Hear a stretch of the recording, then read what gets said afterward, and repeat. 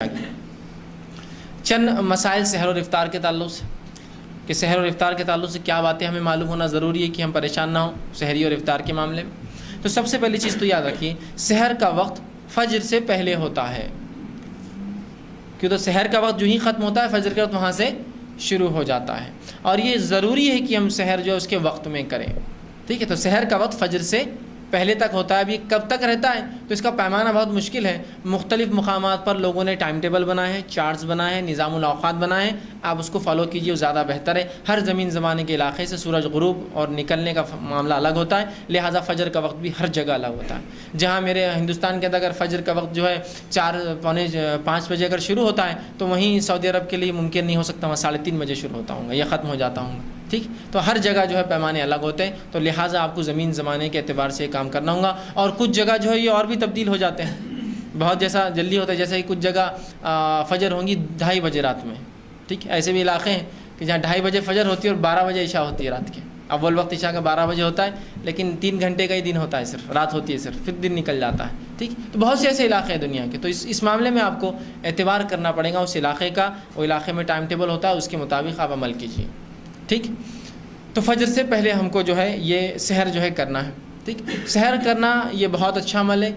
بہت ہی بابرکت عمل ہے۔ کوئی شخص سحر میں اٹھنے کے بعد سحر کو بلا وجہ ترک نہ کرے کہ جانے دو، جان پہ آ رہا، اب اٹھنا منہ دھونا جان دو، ویسے نہیں، ویسا نہیں، بالکل سحر آپ کیجیے، یہ بہت اچھا عمل ہے۔ نبی اکرم صلی اللہ علیہ وسلم فرماتے ہیں، متفق علیہ، بخاری مسلم کی روایت ہے، آپ نے فرمایا اور کہا کہ سحر کھاؤ کیونکہ سحر کھانے میں برکت ہے،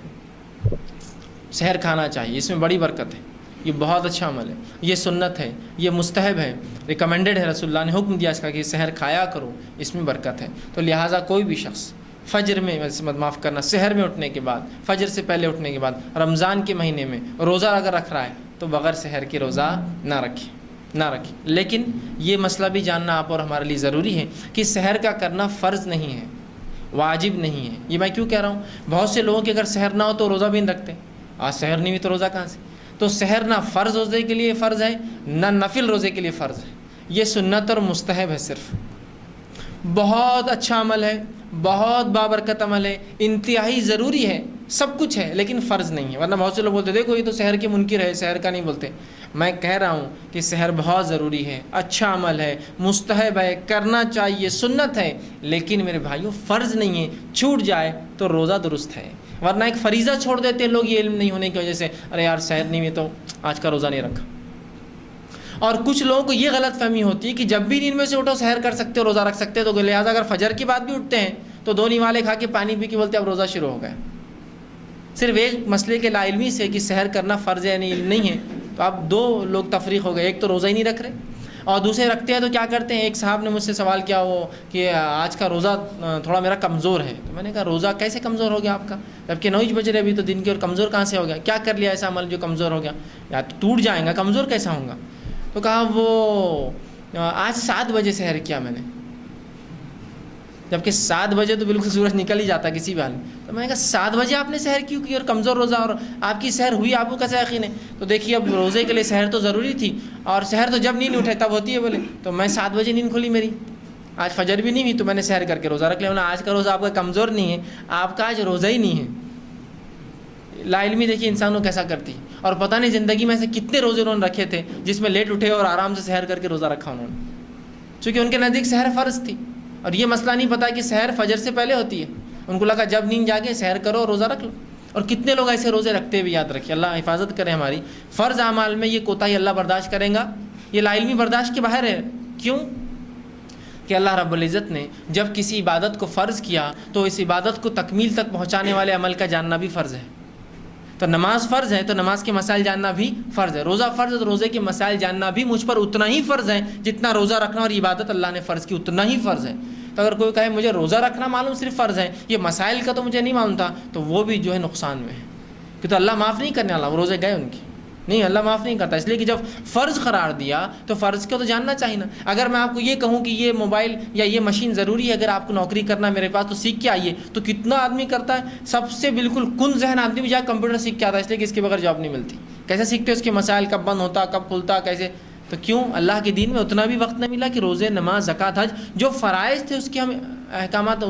اس کے علم رکھے کہ وہ کب ہوتے اور کب نہیں ہوتے، کیسے مکمل ہوتے اور کیسے ناقص ہوتے، کب ٹوٹ جاتے ہیں کب باقی رہتے، کیسے کمزوری آئے تو پورا کیا جائے۔ نہیں وہ کیا بس روزہ فرض تھا، نہیں، اس میں معافی نہیں ہے۔ آپ کے یہاں لا علم ہے بیچارہ، نہیں معافی نہیں ہے۔ اس شخص کو معافی ہے جو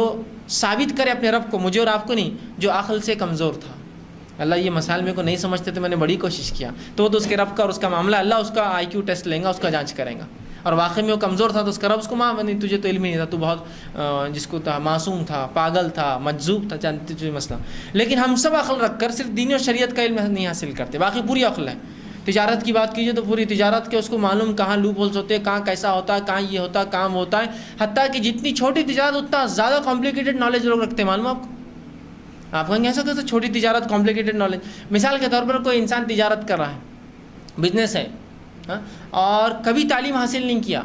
الیکٹریشین ہے، جتنا اس کا وہ ہے کمتر اس کا پیشہ ہے، اس کی مہارت اتنی زیادہ ہے اس کے اندر، اس لیے کہ اس کو معلوم دھکا لگا کہ اس کی موت رہتی، تو اتنا ماہر رہتا، اس کو پتہ ہے کہ اس کا علم نہیں کیسا ہو، لیکن اس کو معلوم یہاں لگا تو کرنے لگتا، یہاں نہیں کرنا، فیوز کا بہانا جوڑنا، کس نے بتایا؟ وہ سب نہیں معلوم، ایسا کرنا تو بچتے، نہیں کرے تو گڑبڑ ہو جاتی۔ دیکھیے علم کے اعتبار سے اس کا علم کم ہے، کام کے اعتبار سے اس کا کام چھوٹا ہے، لیکن کتنا کمپلیکیٹڈ نالج رکھتا ہے کہ ایسا کرنا پڑتا تو ہی ہوتا۔ بہت سے میکینکس ہوتے ہیں جو کبھی علم حاصل نہیں کرتے، نہ کوئی میکینیکل انجینئر ہوتے ہیں، نہ کوئی آٹو موبائل انجینئرنگ کرتے ہیں، لیکن صرف سیکھ لیتے ہیں اپنے استاد سے، برابر کرتے ہیں گاڑی درست۔ اور کوئی بہت بار تو بڑے بڑے انجینئروں کو سکھاتے ہو کیسا کام کرنا، کہ تو انجینئر صاحب آتے ہیں مشین لیتے اور وہ گن سے اسکرو فٹ کرتے ہیں، یہ لیبر بولتا ہے ویسا نہیں کرتے صاحب، 2 پیچ کم از کم اس کو ہاتھ سے دو، آپ مشین سے کریں گے ٹیڑھے پیچ جاتے اندر، ہاں غلط جاتے اسکرو اندر، پھر وہ برابر 2 دیتا ہوتا برابر، یار اس کو علم، اس لیے کہ اس کو پریکٹیکل نالج ہے فیلڈ کا۔ آپ دیکھیے نا، تو جتنا چھوٹا پیشہ اختیار کرا اتنا کمپلیکیٹڈ نالج، علم نہیں بول رہا لیکن باقی سب علم ہے۔ بہت سے لوگ ہوتے ہیں مختلف تجارت کرتے ہیں مختلف اشیاؤں کی، جن اشیاؤں کو ایسی حالت میں بیچا جاتا ہے جو لیکوڈ ہوتی ہے، تری کے فارم میں ہوتی ہے، دودھ بیچا جا رہا ہے، گیس تیل بیچا جا رہا ہے، پیٹرول بیچا جا رہا ہے، اور مختلف آئل بہت چیزیں بیچے جا رہے ہیں کمپلیکیٹڈ، لیکن برابر اس سے معلوم ہے کہ اس کو 2 نمبر کیسے کرنا ہے، اس کو بڑھانا کیسے۔ دودھ میں سیدھا پانی ڈالا، دودھ دکھ کر آتا ہے، کسی میں پانی ہے، اس کا طریقہ اس کو معلوم کیسا ملانا پانی۔ گیس تیل پیلا اور سفید اور نیلا کیسا اس کو جو بیچنے کے لیے فرق کرنا ہے، حکومت نے نیلا گیس تیل نکالی اس لیے تاکہ یہ سبسڈی والا ہے، اور ایک عام گیس تیل آتا جو لال آتا، وہ گیس تیل ہوتا ہے سفید، وہ وداؤٹ سبسڈی ہوتا ہے، اس کا ریٹ 18 روپے 20 روپے، تو اس کی قیمت 40 روپے ہے۔ اس کو پورا نالج ہے کہ یہ سفید کو پیلا کیسا کرتے، یا اودا بیچنا ہے تو اس کو سفید کر کے کیسا بیچنا، کمپلیکیٹڈ نالج ہے، حالانکہ اس کو بیسک علم نہیں ہے۔ تو کیوں اللہ نہیں پوچھیں گا اس کا آئی کیو لیول کہ تجھے اتنا تو علم تھا کہ کس طرح سے دنیا کے فائدے کے لیے کچھ کمانے کے لیے کریں، میرے دین کے لیے اتنا بھی تجھے وقت نہ ملا کہ چند موٹے موٹے مسائل جو فرائض کے معافی نہیں ہے کہ بولیں گا میں فجر میں اٹھ کے کھا لیتا تو اللہ معاف کر دے، نہیں کرے گا، اس لیے کہ جہاں فرض پہ عمل کرنا ضروری ہے اتنا ہی ضروری ہے اس فرض کو تکمیل تک لے جانے والے عمل پہ عمل کا علم ہونا، یاد رکھیے،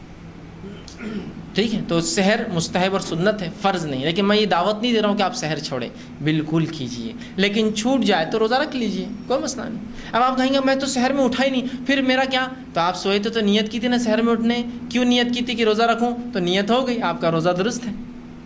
یہ تو نیت ہے کہ آپ سوئے تھے اسی نیت سے کہ میں فجر کا روزہ رکھوں گا، فجر میں اٹھ کے روزہ رکھوں گا، لہٰذا فجر سے پہلے سحر کروں گا، لہٰذا آپ کی نیت تھی اور اسی نیت پہ آپ روزہ مکمل کر سکتے۔ ورنہ پھر لوگ وہاں رک جاتے ہیں، ارے میں نے تو نیت نہیں کی، فجر کا وقت بھی آ گیا اور سحر بھی نہیں ہوئی، پھر کیا کرنا؟ تو آپ کی نیت بھی درست ہے، بغیر سحر کے روزہ بھی آپ کا نفل بھی درست ہے اور فرض بھی درست ہے، لیکن بے جا سحر کو چھوڑنا اچھی بات نہیں ہے، یاد رکھیے، ٹھیک۔ اسی طرح رمضان مبارک میں